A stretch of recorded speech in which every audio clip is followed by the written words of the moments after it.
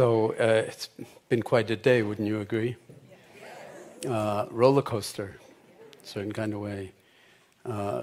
Many of you feel that kind of sense of doom and foreboding in certain ways, and also amazing possibilities.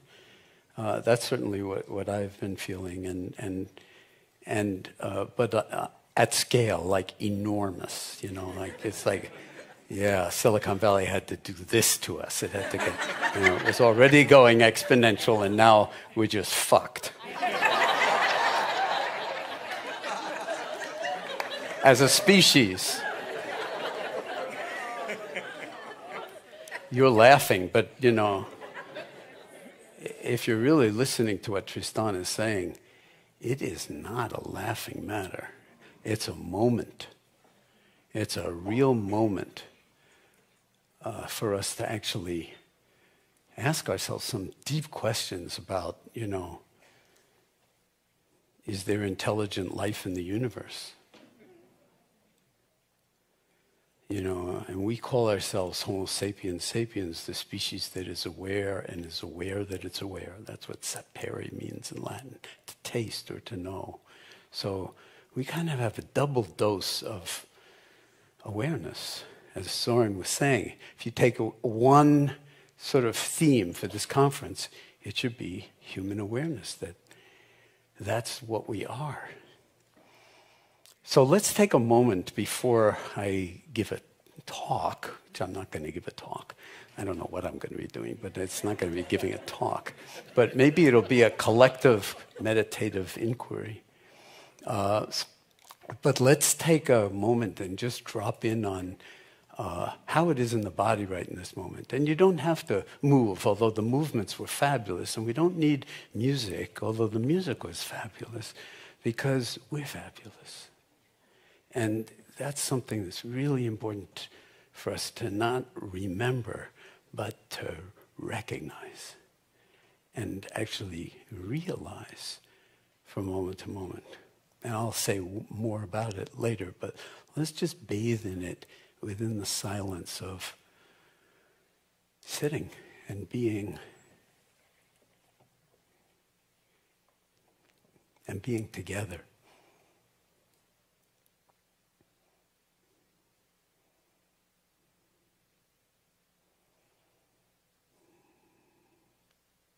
And without manipulating it in any way, recognizing the miracle of breathing.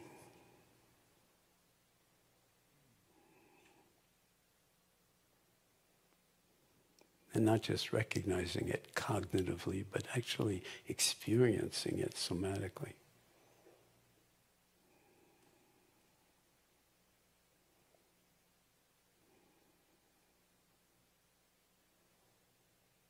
And seeing if you can surf on the waves of the sensations as the breath comes into the body and peaks, and then as it exits the body. And that moment at the very trough where the breath's not going out anymore, but it's yet to come in, and then what do you know? It comes in. And if I took a survey, I know what would happen already if I asked you, how many of you are breathing? Everybody would raise your hand. I'm breathing, I'm part of the living. But let's face it, if it were up to you to be breathing, you would have died a long time ago. Totally unreliable. And besides, you breathe in your sleep. So you are not breathing. Whoever you think you are, or that the personal pronoun I that wants to plant this flag and claim everything. So there's an element of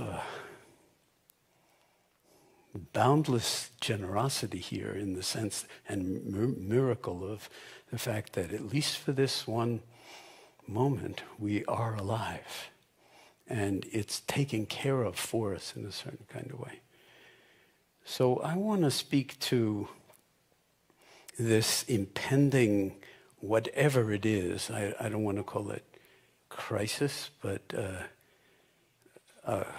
of a generalized AI, the possibility that everything is accelerating and driven by, even under the best of conditions, what Tristan and the Center for Humane Technology and his people are pointing out is like really, really the case. So, it's a diagnosis, and we have to understand the potential of the illness, but we also can't understand it in one simple linear way. And when I hear it, I feel relatively powerless because, one, I don't understand 1,000th of it, and two, I'm not in that world, and what can I do?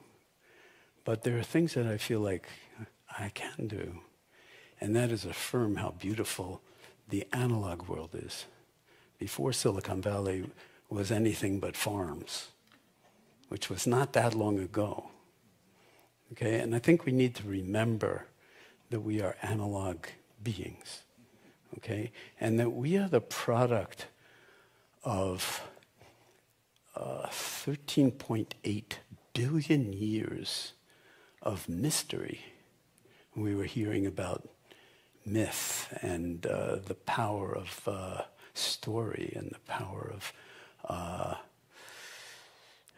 mentorship and nurturing of young adults, males, and true for women too, initiation ceremonies. But the fact is that these things go back. The Aboriginal people in Australia were mentioned, but it goes even way back farther and farther and farther. And I just want to give you a few sort of thumbnail, just like tweaks of suggestibility to you about your own miraculous nature. And that you, and your mind and your heart and your love is actually an evolutionary emergence that's been at it for 13.8 billion years, and at least. And the human mind can't really take in a number that big. Okay, so we were invited before to reflect on our ancestors. And you go back a few generations, I think Rhonda did this with us, and you go back a few generations and then you run out of names, but you don't run out of ancestors. It just goes back and back and back and back. But we're so focused on the story of me, starring me, and I'm what's most important, and that's a kind of dis-ease, if not disease in its own right. But for the time that we have here, I want you to reflect on the fact that this body, okay, that we have been gifted is a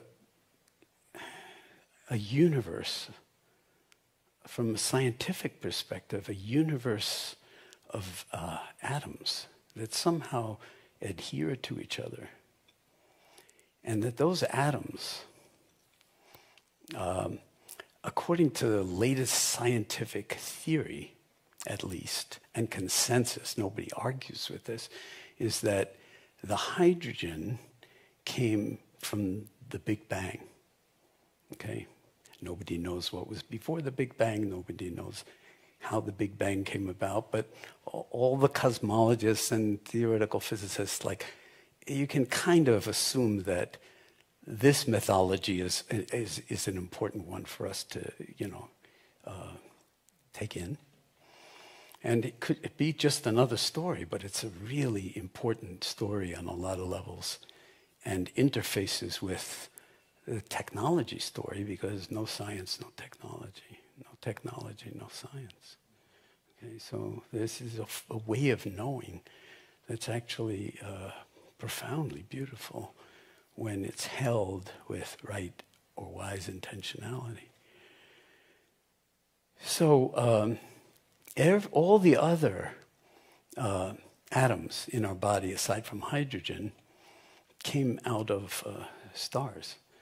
And the higher elements like cobalt and chromium and iron and so forth, the heat of the stars is not strong enough to make those kinds of rare earth elements, many of them are called. So, which are used also in iPhones. And somebody mentioned mining in Africa. It was Van Jones, mining in Africa. Okay, so we're mining minerals, but all those atoms came out of exploding stars.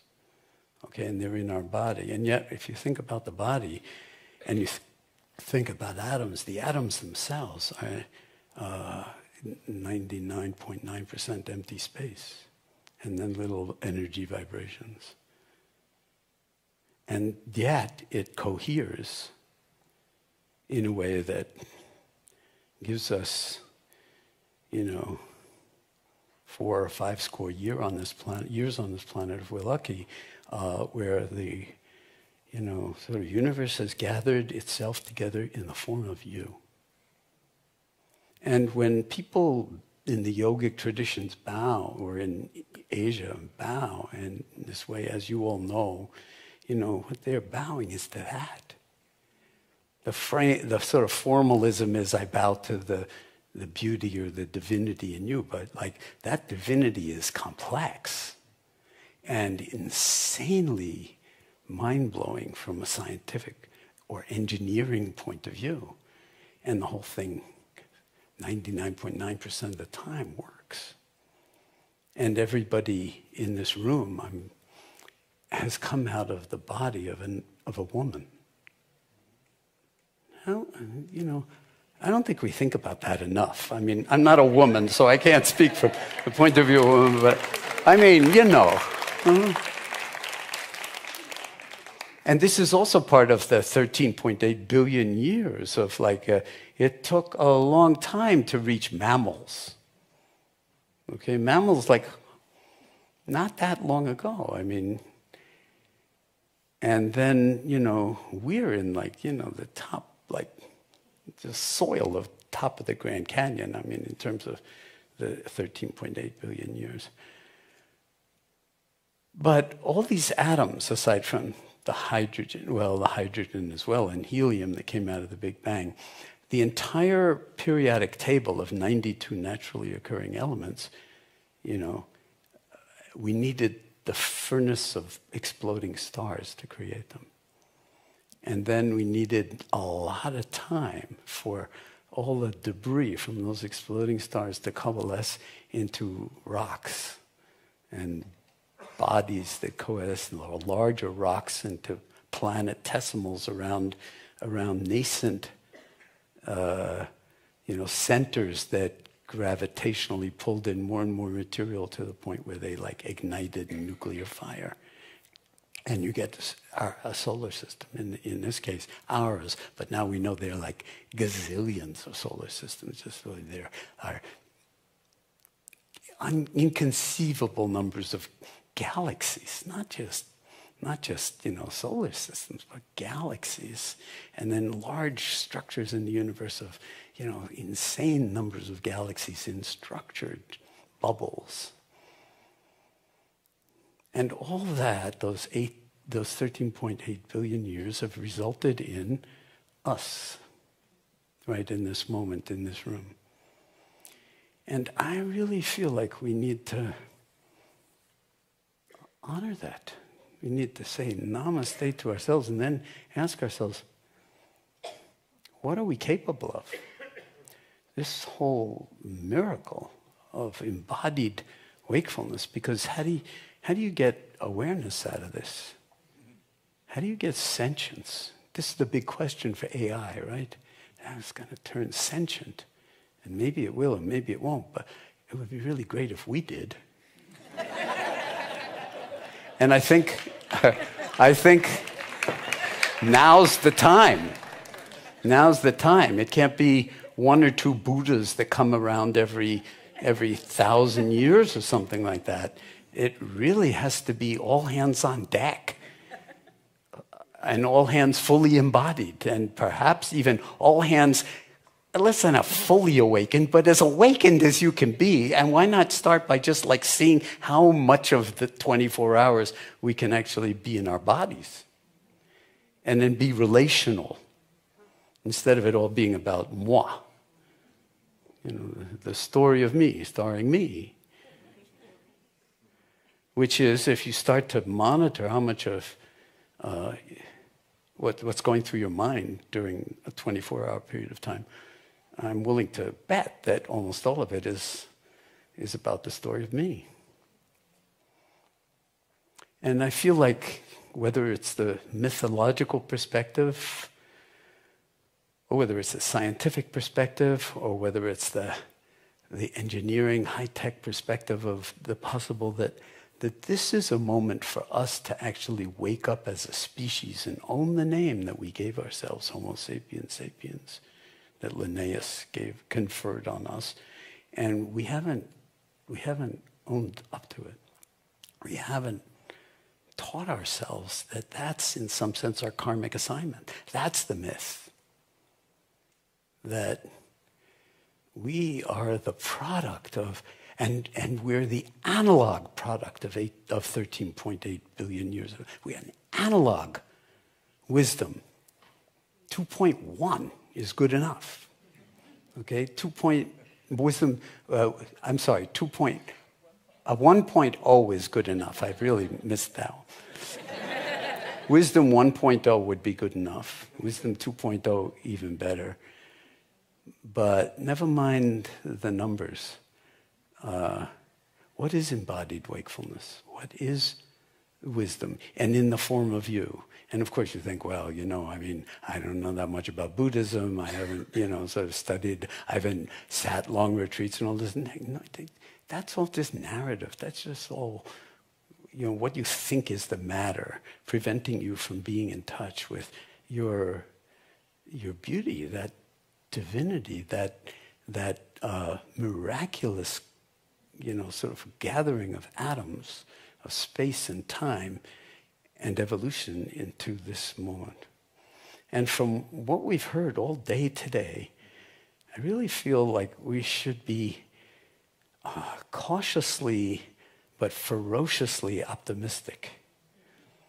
That we need to act on everything that we have the ability to leverage to ensure that humanity actually, I can't use the verb trumps anymore, but actually eclipses whatever the AI enterprises are, I wouldn't say cooking up, but actually discovering, uncovering, being driven to by, as you've heard, very noble motivations in some ways. But then there are other motivations that very often don't get as much airtime and that lead to the same old, same old. And they're called, basically in the traditions, greed, hatred, and delusion, or greed, hatred, and ignorance. And they don't live somewhere else. They don't just live in Russia and in Ukraine or in, Israel or in Gaza. It's everywhere. Greed, hatred, and delusion. And we always create these stories where we're the ones that know and everybody else is like either a danger or, and that's what humanity needs to wake up to right now. Not like, well, we'll take another 100 years and do it. We may not have another 100 minutes. GBT5 or 6 is not necessarily our most serious risk at the moment.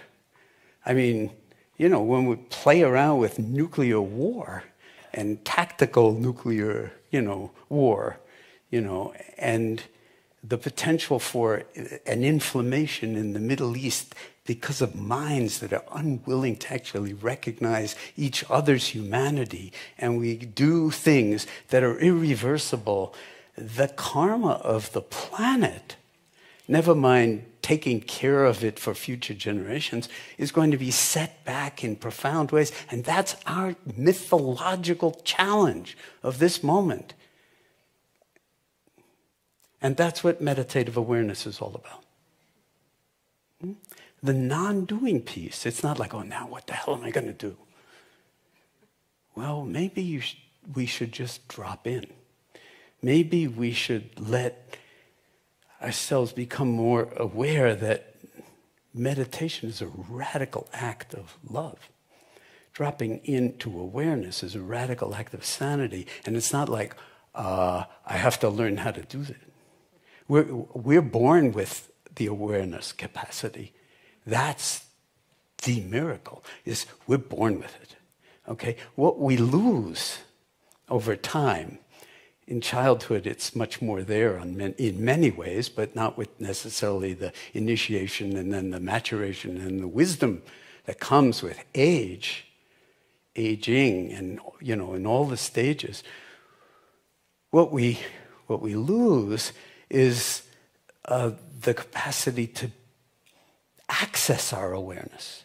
Awareness is not the problem. You're all aware, but you're all also infinitely distractible.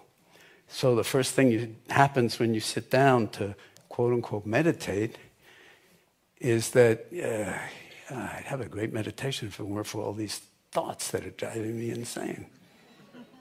And that I have to, because I've been mistaught, get rid of to achieve some kind of special meditative bliss. And so, if you get that recipe, that's the wrong recipe. You're already awake in this moment. You're already embodied in this moment if you inhabit awareness. Now, what is awareness most like, if you just think about it for a moment? It's like space. It's like the universe. What do they say about the universe? No center, no periphery. Now check. Close your eyes, check your awareness. Where is the center? Where is its circumference? Where is its limit? Where is its periphery? It's boundless. And you're born with it. So what we need to do is actually show up as Homo sapiens sapiens now in this moment, and each one of us in the genetically unique form of you. That's what the planet needs. That's what the next generation needs. That's what the future needs, is for every single one of us to live life fully and then listen deeply to what our heart, not our head, is asking of us or calling to us or longing for.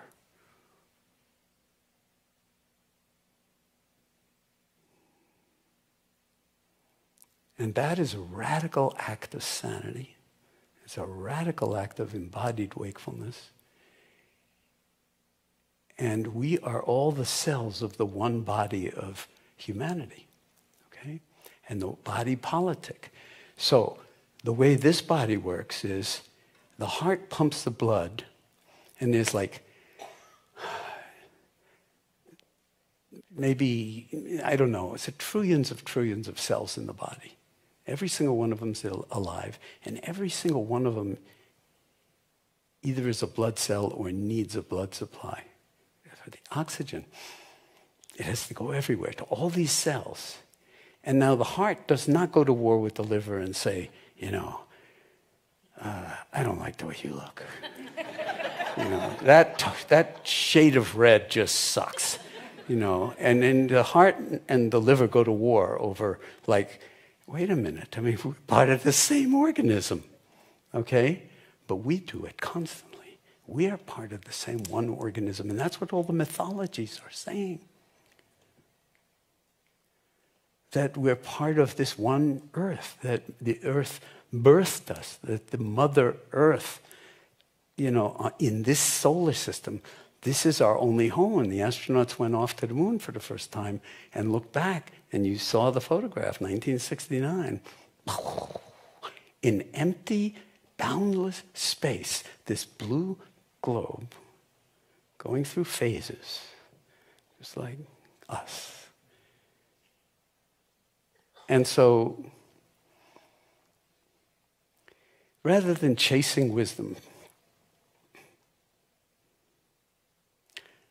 let's actually live it as if there were no tomorrow. Because if we don't live it today, and never mind today, now in this moment, there will be no tomorrow, And there won't be a next moment at a certain point. So, and let's do it with enormous compassion and kindness towards ourselves, just for fun, and see what happens. And let's sing and dance a lot too along the way. Thank you.